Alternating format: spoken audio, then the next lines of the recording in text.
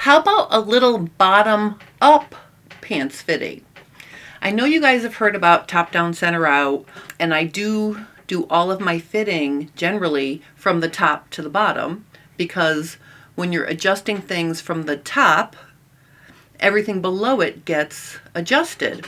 But I was thinking about my pants fitting process, and I was thinking about the first step of balancing the front and back leg. And remember, when you're working with a pant leg, it's tricky because the front and back leg are connected on the side seam and on the inseam. And the length of those two things need to agree with the difference between the length of your, or the position of your waist and your crotch level. So I got to thinking about it, and I've done a lot of work trying to quantify crotch length, crotch depth, all of these things. I've gotten to the point where I let the fabric tell me what the length is going to be by adding extra fabric to above the waistline. I add extra to the inseam so I can let the crotch out at the top and at the crotch extension sides, so I can balance that front and back leg to get that to agree with your shape. So I was thinking about it, and the other way you could go about getting the position of the inseam, which is the base of your crotch, right, and your waist to agree with you, is to measure from the bottom up. So what I'm talking about here is measuring your side seam and your inseam. And there's two important things to consider before you start doing this. You want to put your pants fitting waistband on your body where you want your pants to sit, and then measure from the base of that down to the floor or down to your ankle, whatever you decide at the bottom, but make sure you measure the inseam from the top of the inseam down to that same location, either the floor or your ankle. And that's going to give you the difference between the length of the side seam and the length of the inseam. And you can use that information to compare your body measurements to your paper pattern piece. Now, this is going to fall into my collection of body specific adjustments, meaning this isn't a fitting thing so much as it is a customize your pattern to agree with your shape thing.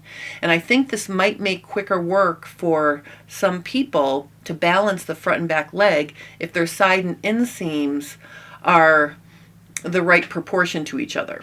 So the first thing I did was I measured my inseam and my side seam, and I'm just going to make a note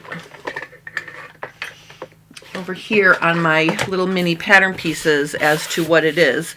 So my inseam is 32 inches. So from here to here, you know, if I were to draw a line like this, I've got 32 inches here.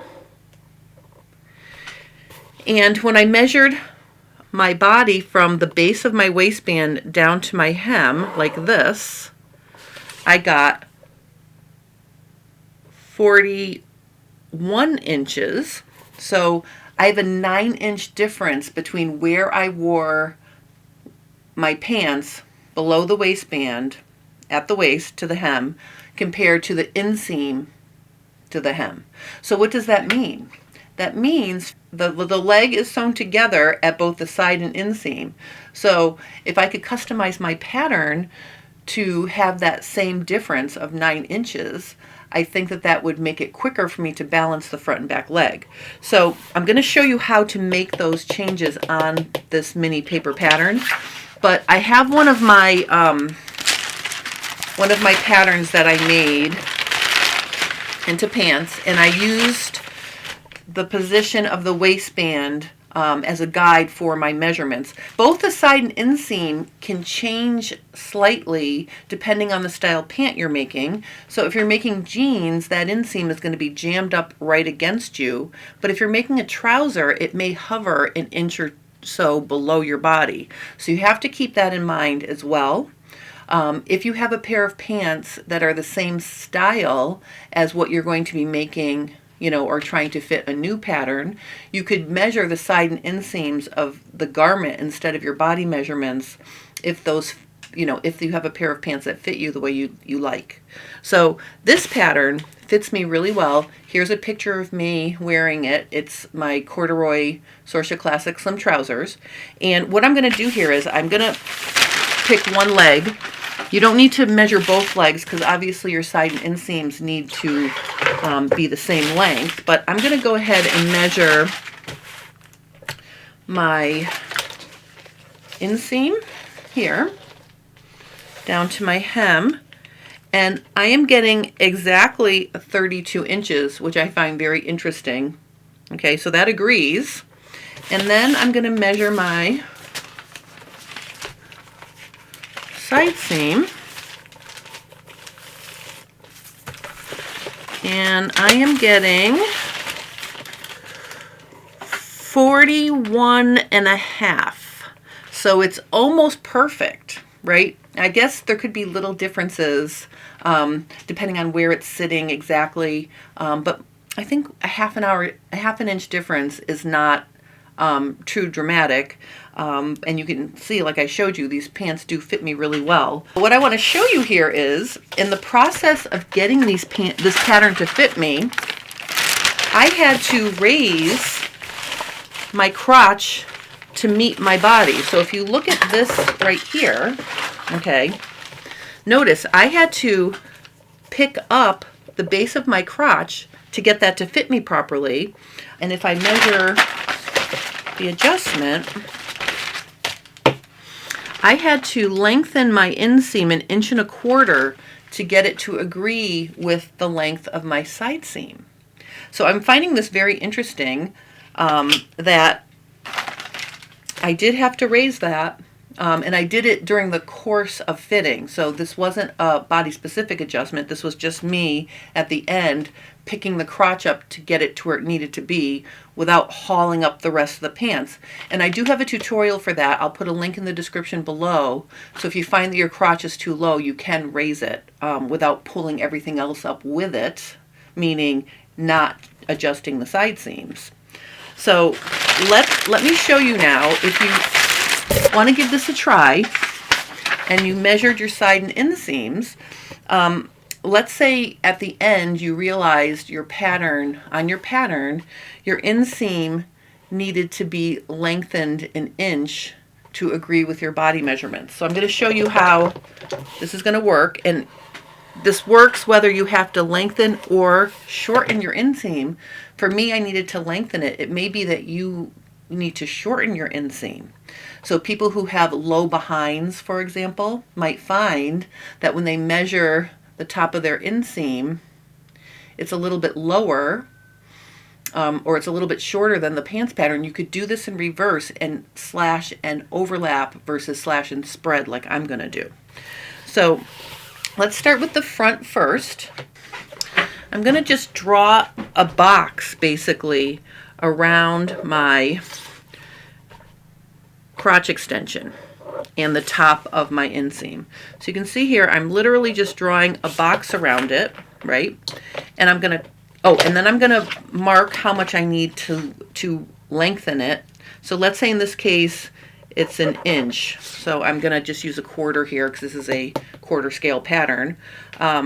What I'm going to do is I'm going to cut out my front crotch like this. And all I'm going to do is slide it up like this into position.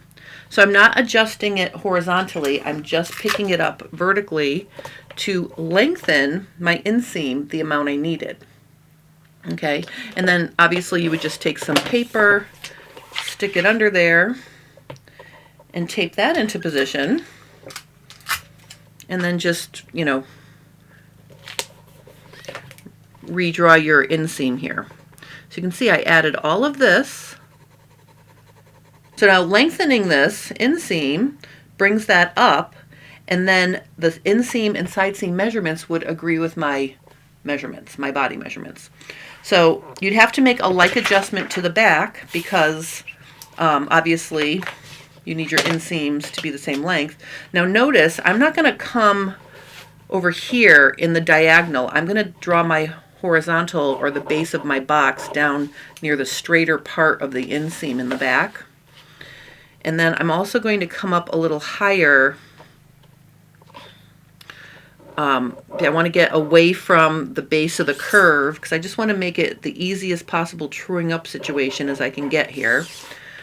So now I'm going to cut this. Oh, let me make how much I'm going to raise it, like this. Okay. And then I'm going to cut out my crotch and the top of my inseam, like this. Okay, and again, just like I did in the front, I'm just going to slide that up like this. I'm going to tape it in place.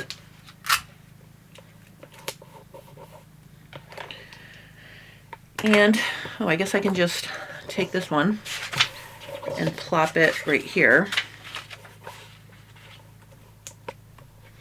and fill in that little gap. All right, so I'm just gonna, finish my inseam. So there's how much I added to my inseam.